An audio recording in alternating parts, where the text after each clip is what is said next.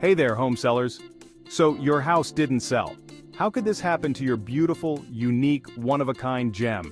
If you're feeling a mix of frustration and disappointment, well, welcome to the club of sellers who thought their homes were God's gift to the real estate market. Let's dissect why your treasure trove of memories didn't fly off the shelves and what you can do about it.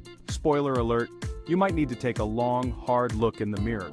First up, was it priced for today's market? Setting the right price is like finding a needle in a haystack, except the haystack is on fire, and the needle is invisible. You probably thought, hey, my house is the best one on the block, let's price it like it's made of solid gold. Brilliant. Did you know buyers absolutely adore overpriced homes?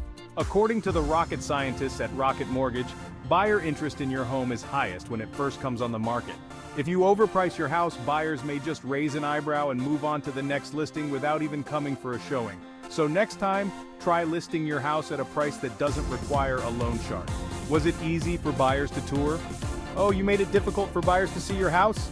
Genius move! Everyone loves a challenge, right? Nothing screams buy me like restricted viewing hours. I mean, who wouldn't want to rearrange their life to fit your busy schedule?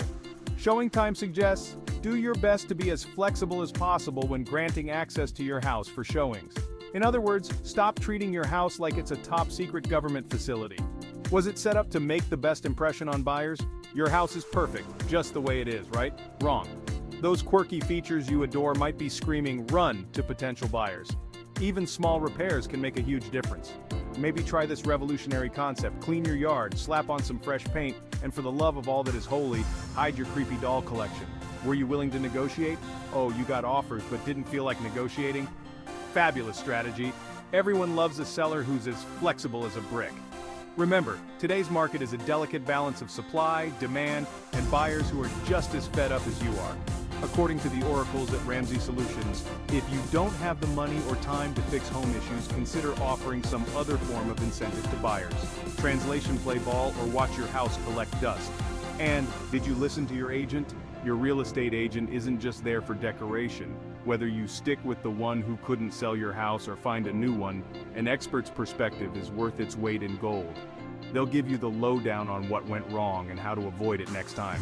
As Better Homes and Gardens so kindly puts it, agents want what is best for you and the sale of your home, and having open communication about any frustrations will be key. So maybe, just maybe, listen to the person who actually knows what they're doing. Alright folks, that's it for today. Remember, selling your home is a journey, not a sprint. Take these tips to heart, and you'll be well on your way to sealing the deal. Happy selling!